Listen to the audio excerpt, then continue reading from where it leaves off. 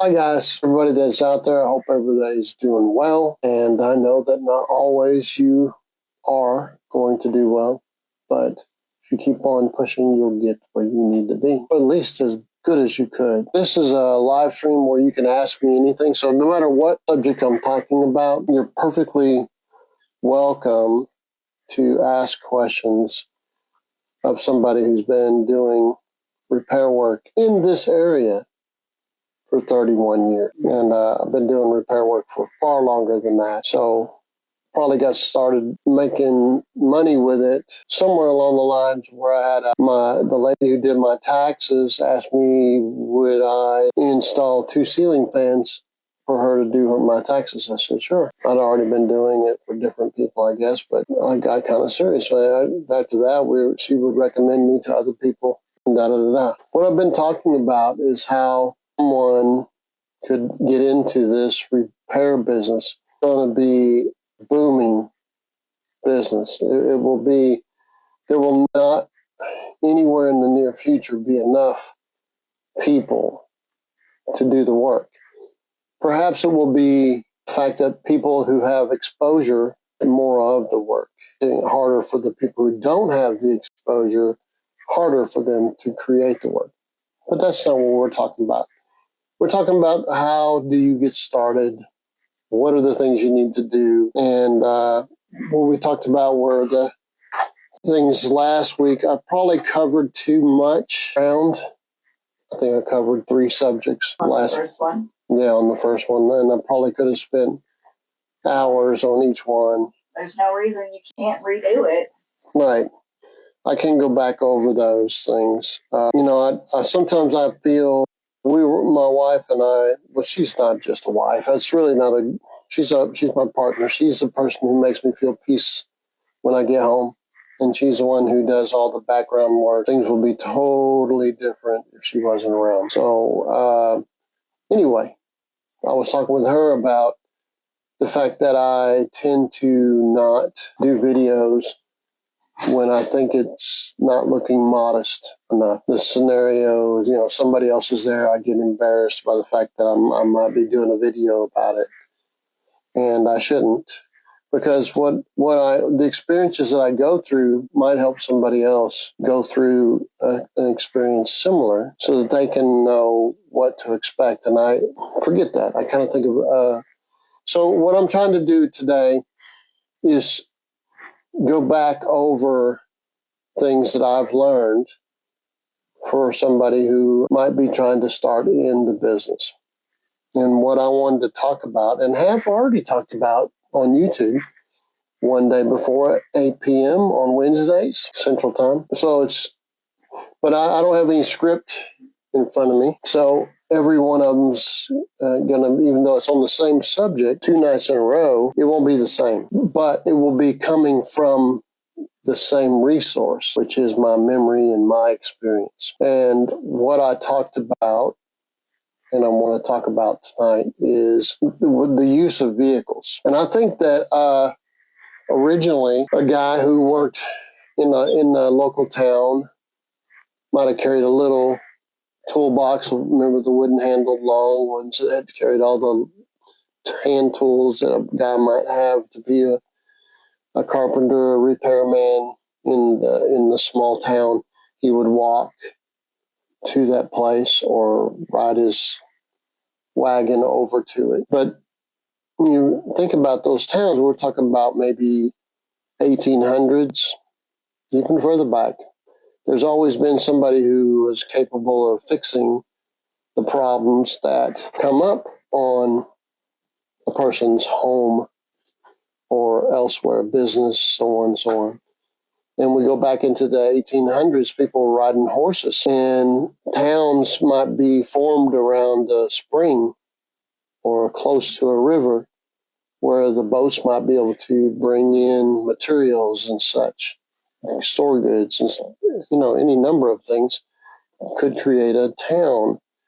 And the distance might be 10 miles from one small town to another, but that would take all day to get there because you were riding a horse at 2 miles an hour and then back. You see what I'm talking about?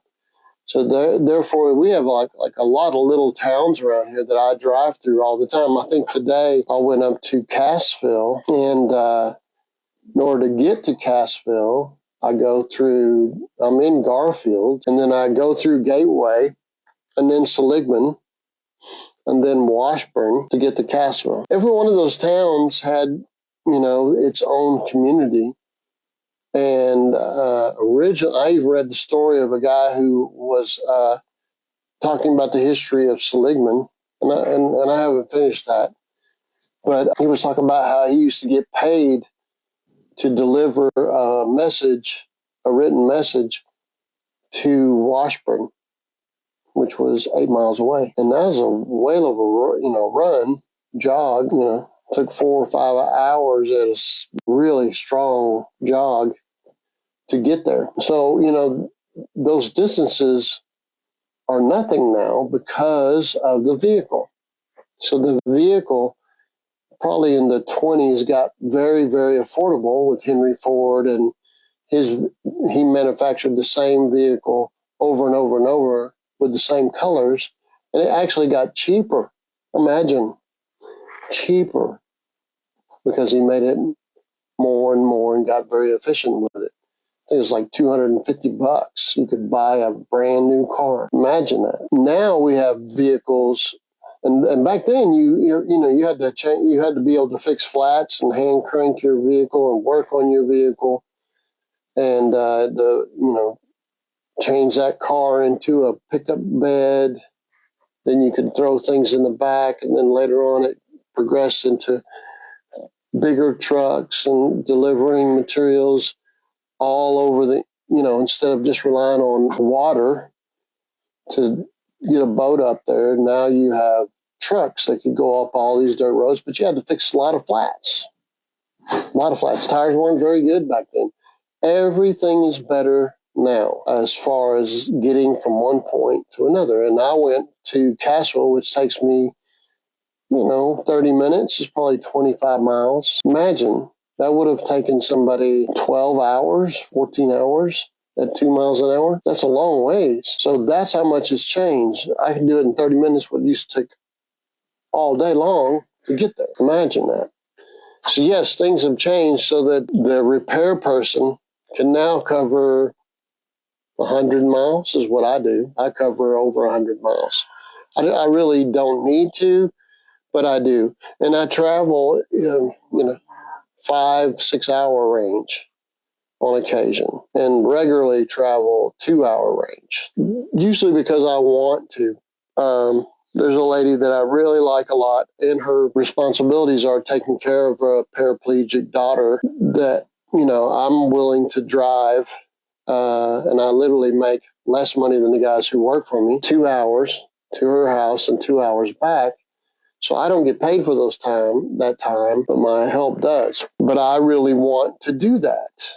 That's something I want to do, is to help this person. And the wear and tear on my vehicles, it shows. So I can do that, which is 2 hours away. Can you imagine now? That would take weeks for somebody to do it back in the day. Now we can drive around, pick up materials, go to the job, zoom, zoom, zoom, zoom. But I think what happens is we get caught up in convenience, enough so that we pay too much money. With that in mind, I saw a video. Okay, I follow a guy named Uncle Tony's Garage, and I like him. He enjoys what he's doing, and he gets a kick out of it. He made a comment that the average cost of a car now is over $50,000. Can you imagine? $50,000. Imagine $50,000 the average car price. That's not the low, that's not the high. That's the average. Amazing to me. I have never paid $50,000 I would have a bed. for a vehicle. I don't want to talk about all the depreciation that you get, but I mean, maybe I will.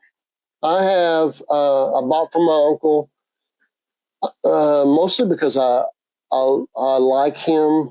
He is one of the last of those fatherly figures. My father died about a month ago, and he's still around, and I want to help him. It's a little bit more than I wanted to pay, but it's still a decent vehicle. But here's what I'm talking about.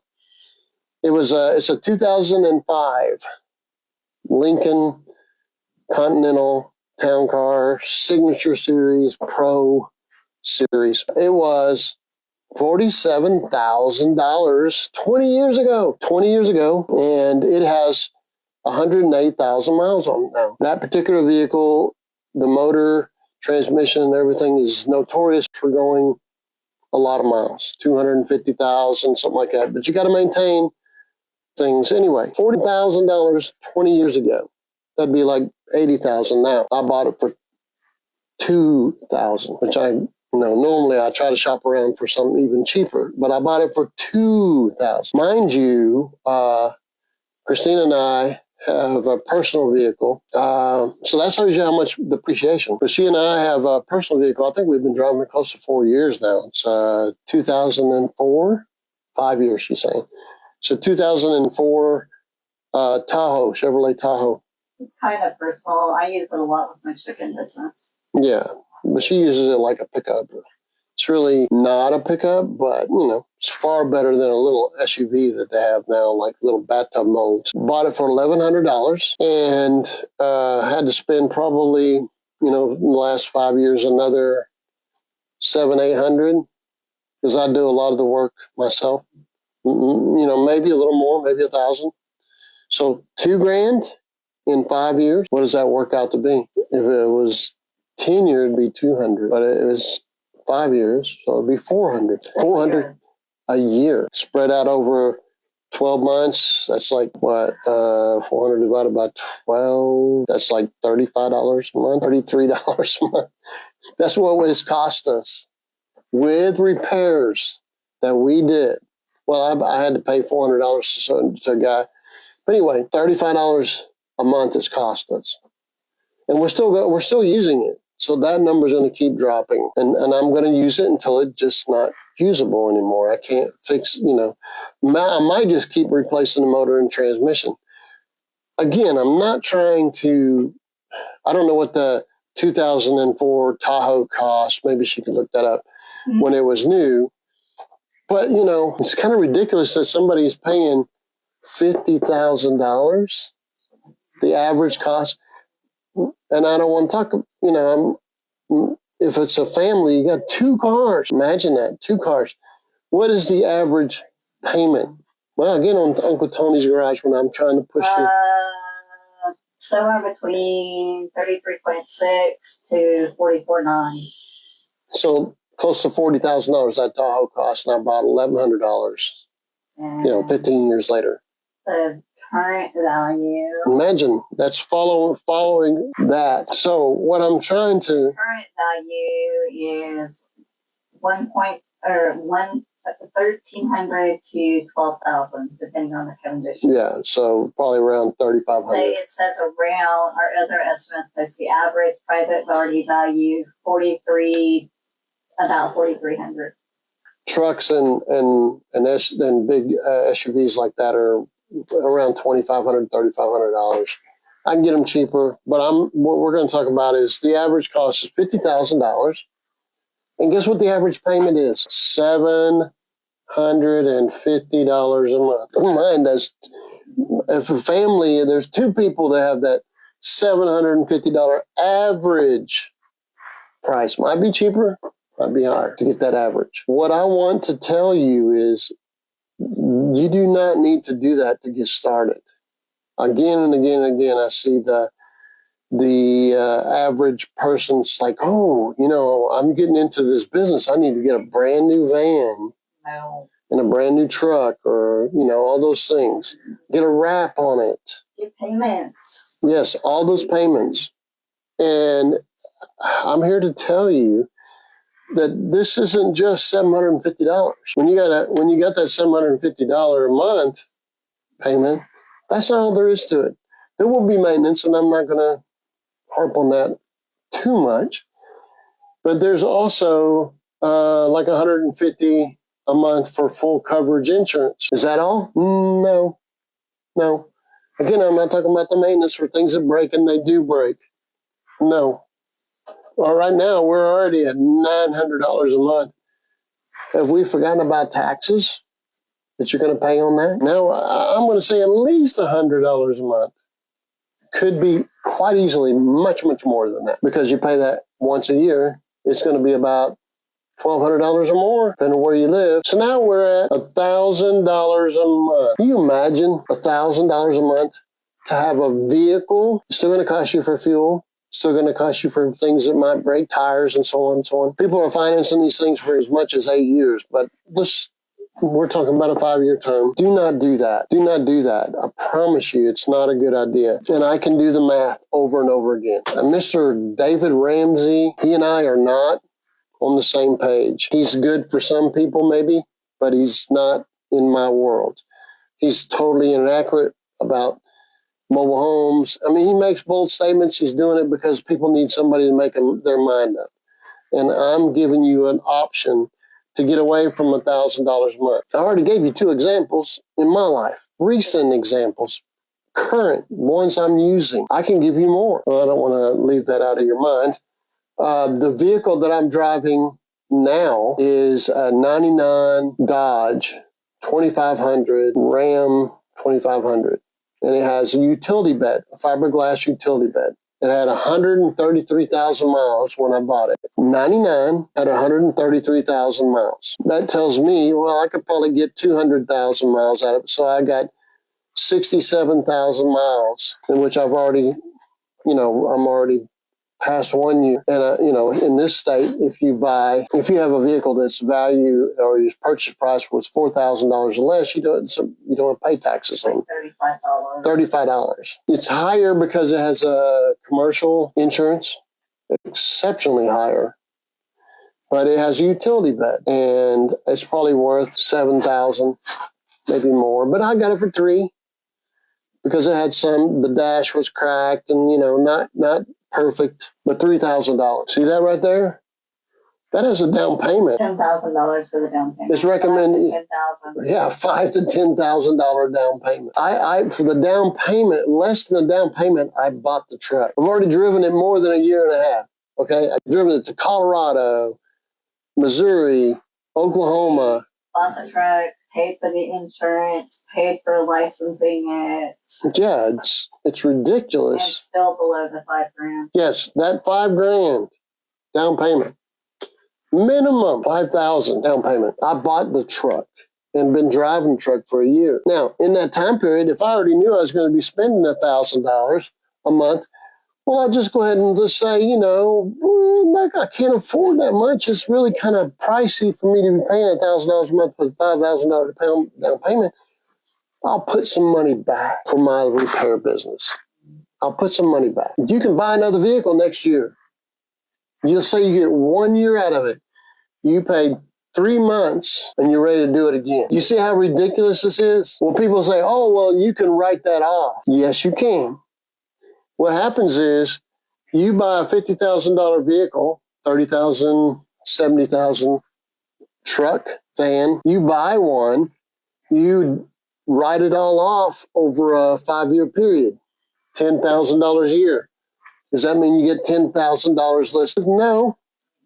It comes off your taxable income. Okay, the income that you get from your business comes off of that taxable income. If you're doing business as a personal person, so the income that you make that business from, it comes off of that. So you made $100,000. That includes materials. You're going to be paying taxes, and so you get $5,000 a year off of that $50,000 vehicle over a 5-year period. You get $5,000 off of that $100,000 that you made. Of course, there's going to be, your materials come out of that $100,000 too, but you're not going to notice that $5,000. Not really. That's off your taxable income. How much taxes do you pay off of your taxable income? If you want to say a big fat number, we'll say 20% of $5,000. 10% would be $500, $1,000 you save on your taxes per year. What is the payment? $1,000 a month. So you're trying to tell me I can write that off? No, you ain't making good sense, because you make 12 times that write off. And guess what?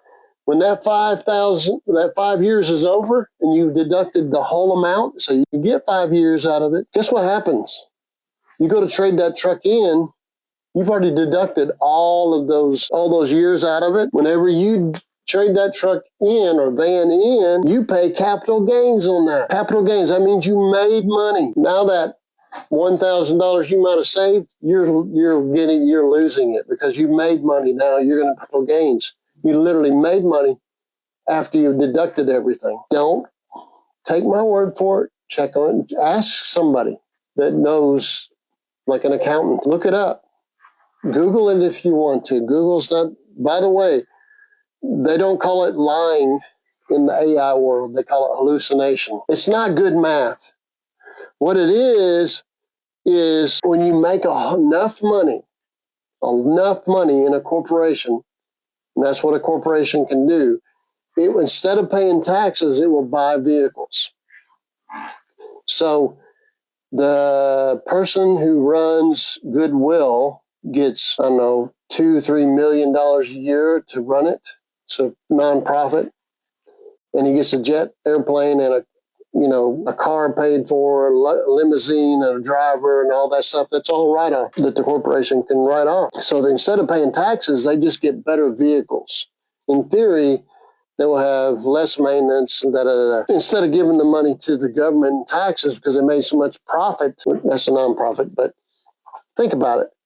They can afford to buy because the profit is so high. You're not going to make that kind of profit when you first start out. I hope you do, but you're not going to. So what I'm suggesting to you, particularly if you're just starting out, you don't want to quit your day job or your regular job, your night job, doing whatever it is you're doing. You're going to struggle if you start out, and you know that. Everybody's going to tell you that. You got Alex Hormozi talks about the uninformed optimist starting a business because you just don't know what your area will do in response to your services, how much you're going to get used.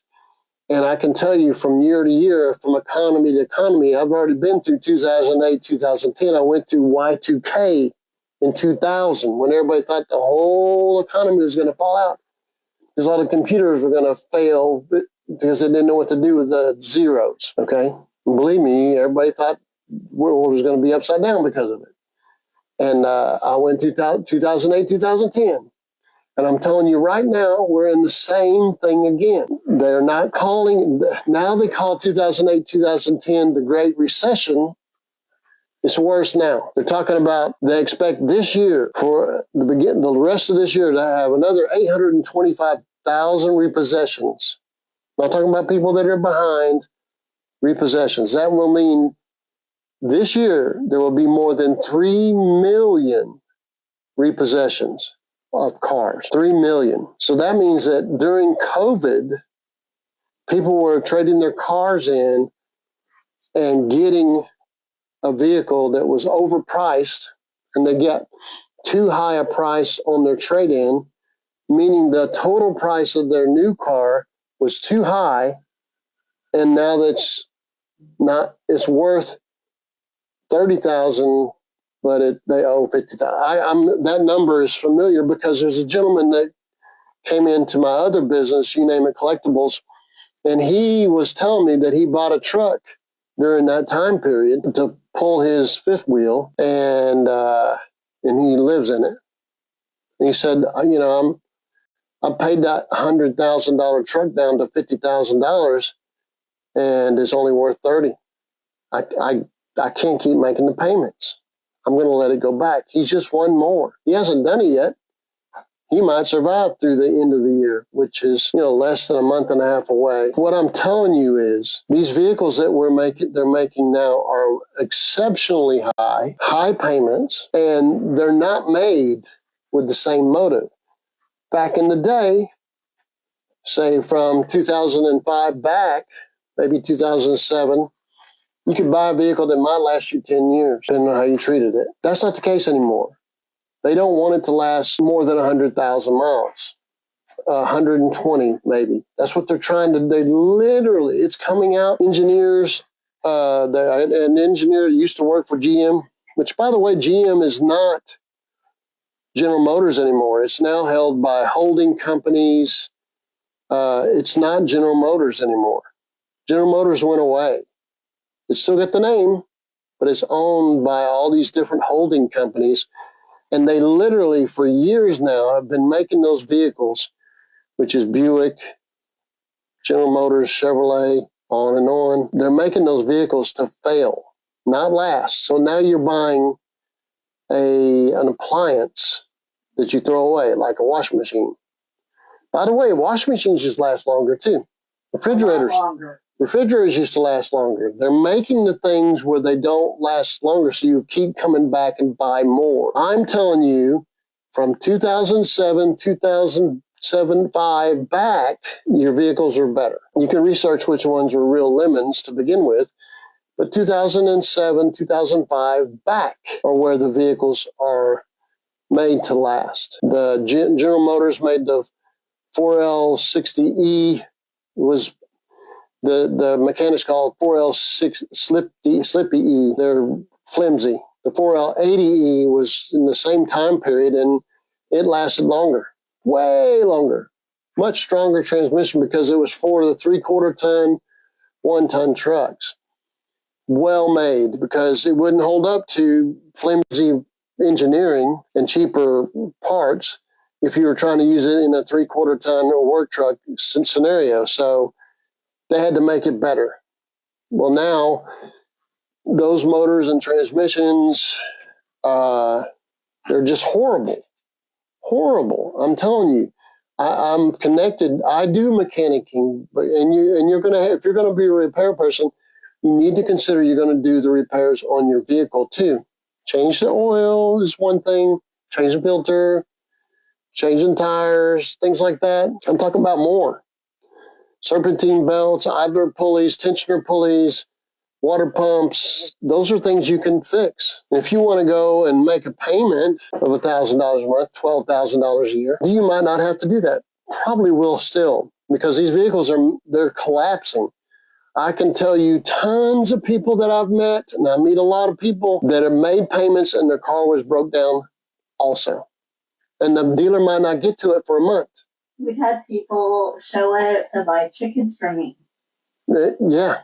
People that pulled up here to buy chickens from my wife's business, Chickens for Chicks, Fancy Chickens, and they found out that I do mechanicking. It's like, hey, would you consider working on our Lincoln Continental air suspension? We can't get anybody to work on it for less than $5,000. You know, they make a bypass, you know, where you don't have to deal with that.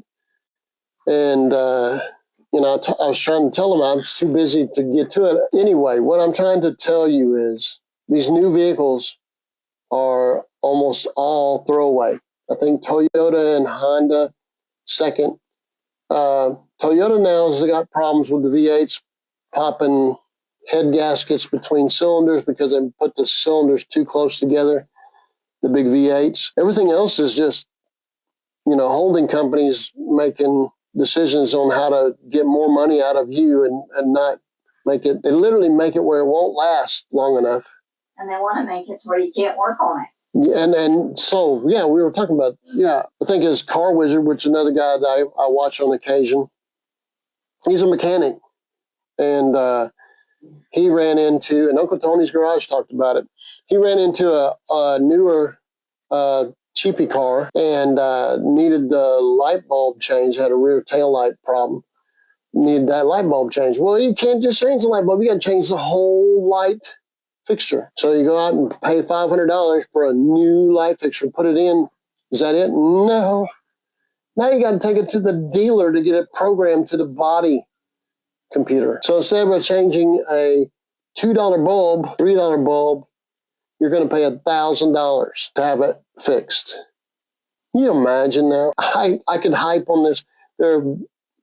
What I want you to do is think about getting the vehicles for around $3,000. They might be 120,000 miles. 2005 back van or truck. If you spend $3,000 and it's got low miles, like 120,000 miles, 140,000 miles, maybe even 150,000 miles. You're going to get 50,000 more. For me, that's only a year and a half.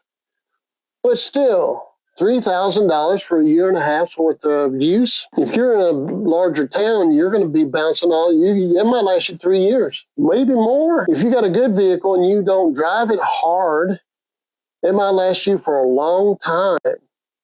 You might only drive it 12, 14,000 miles a year. I personally drive 40 to 100,000 miles a year. Hopefully I'm giving you some math. You could pay $3,000, which is 3 months payments for a vehicle that will do the same job. You might have to do some repairs along the way or pay somebody to do the repairs. But do you realize that you're paying $12,000 a month with a $5,000 down payment? How many $3,000 vehicles you could buy? How many 3,000 you could buy for a year plus the down payment for a year? Guys, we need to get smart with this. Try to get that. I try to stay lower than that because I already have a bunch of vehicles. My problem is I don't have time to be a mechanic. I survived because I'm not paying $12,000 a year. And you will be wise to do the same thing. Stop paying $50,000 for a vehicle plus interest, $750 a month, $150 in full coverage, and then taxes. Stop doing that. Stop it. And it's actually usually more than 50 grand for a truck. Yeah, you can spend a lot of money on a truck, but shop it around, get smart, play the game smart, get a good vehicle that will last a year or 2, 3 years. And you can do that with your personal vehicle too, but I want to talk about as a repair person, don't go out and buy a new truck. I don't care how optimistic a person you are, don't do that. Don't put the burden on yourself for a vehicle that you got a business that's trying to struggle to begin with. You'd be well ahead to spend that money on advertising. It's totally, I could go on with the math on this stuff, but you reduce your cost from $1,000 a month, $12,000 a year, to $3,000 a year, maybe $4,000. I buy vehicles when I see a deal for $1,500. My uncle, his kids, he paid one boy $200 to change the struts and change the oil, and his boy forgot to tighten up the oil plug, and then his other son borrowed the truck and ran it out of oil. Didn't notice a flashing light anyway. He needs another truck now. So I sent him and I just barely had the time at lunch to look on Facebook, it's one day and just one little bit of time while I was eating, found 2 vehicles I sent to him for $1,500. A 3/4 ton van and a pickup truck. I think it was a 98 Chevrolet. For $1,500, it runs and drives. That's what I look for. And you go out there and, it's way worse than what you said. $1,500. Now you can spend another $1,000 and still be under $3,000. You can buy new tires whenever you get ready. When you get time, when you have the money, when your business made enough money that you justify it. And by the way, those tires are a write-off. So all your tools. Yeah, so what I'm trying to say is it's foolish to buy a new vehicle now. And I'm talking personal, and you can have all the people you want trying to argue with me, say this guy don't know what he's talking about. That's fine. Except I've been doing it for 31 years in this area alone. I've only bought a new vehicle one time. That was for your ex-wife. Yeah. Your first ex-wife. Yeah. And so one time in my life, it is not necessary. And by the way, that vehicle, had problems too. It kept popping spark plugs. I had to learn to put a helicoil in. Fords are notorious for that too, but that's not what I had. I had an Isuzu Rodeo. It was a great vehicle. I got nothing bad to say about it, but it was payments, and I was having children at that time period. Even though I was making solid money, a child coming along, costs a lot of money. Children cost money. Mhm. So having a business and the child coming in and the car payment, something had to give. I was telling them, hey, I'm going to catch up, but they weren't going to listen. But at that time, it was worth a lot more equity-wise. I had the money for it on Friday, but they repossessed it on Thursday. I mean, I wasn't 3 months behind. I was 2 months behind. And I was in touch with them. I wasn't dodging them. Let's look, this Friday I'll have both payments will be caught up and rolling. But like I say, the equity was there. They wanted to get that equity. And I told myself again, I will never do that again. And I only owed $3,000 on it. It was a tough time, and I do not look down on people that have to give up their vehicle. And I understand a finance company's got to make their money. I do. I understand all the scenarios, and I understand what I don't like. I understand finance companies. I don't like companies that sell you a vehicle on the premise that it's going to last for a while, that they purposely make it junky, that it's going to fall apart. And I'm telling you, the majority of the car companies out there now, it's not worth buying them. They're just not. I'm a guy who works on mechanical things, my own vehicles. I have 34, 35, 36 vehicles, and I have 5 or 6 that are ready to go. I'm telling you, the vehicles now are not good investments. I understand why you're buying them. They're not good investments. And if you're in the repair business, $3,000 for 2 or 3 years, or $12,000 for 1 year with a $5,000 down payment, it's ridiculous. This vehicle, like $17,000 the first year. $17,000 in 1 year. That's not you. You just start out your repair business. You're doing good to make that much money. I want you to be that successful, but you're doing good to do that. I'm not trying to be depressing. I'm trying to be the informed, not the uninformed optimist that starts a business, but the informed pessimist that goes on and survives. A lot of people quit after that second year because, I'm going to go on to this other new idea that I'm uninformed and optimistic about. I don't want you to be a total optimist that's uninformed. I want you to be informed. I'm handing this to you. And this is probably going to get popular years from now. And you'll start to understand the things that I'm showing you in the videos that we're making. My wife's been working 30, 40 hours a week for years, 6 years. And she's just now making $500 a month. YouTube is not paying. We've got nearly 1,500 videos on YouTube. The motive is to show you what I've learned and how I do it. And I'm doing it despite the fact that I feel pressured to make enough money to cover my bills and my issues. And that's why sometimes in my jobs, you don't get to see the finish of it because I got to go. I got to hurry up and get done before the daylight comes. I can't leave somebody's house unfinished, the water running on the ground. Hey, it's 5 o'clock, see ya. No.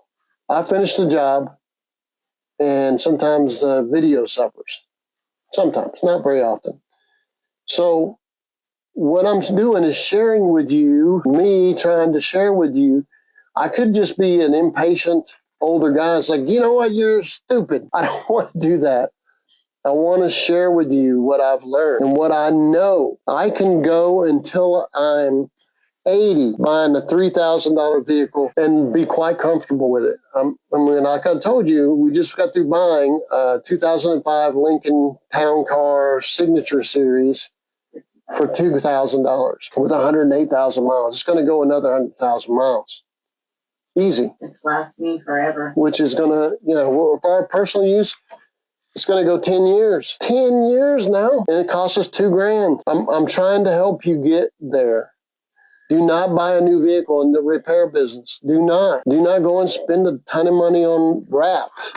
We'll talk about that later. That's more about advertising. What I want you to understand is the vehicle expense, the buying the vehicle, the truck, the van. If you got a truck, if you live in town, you're going to want to park that behind some storage fence because if you pull up to your house, somebody's going to rob it. I know a guy that used to work for me and decided he's going to start his own business. He's in a pretty decent sized town. He can't leave anything in his truck, and he lives on the second floor of an apartment complex. So he's got to carry his stuff up and down morning and night. So you're not going to want a truck. You want a van. Can that van get broken into? Yes. Not as much. But a truck is easy to jump, reach down in there and pull stuff out, unless you got locking boxes to protect it.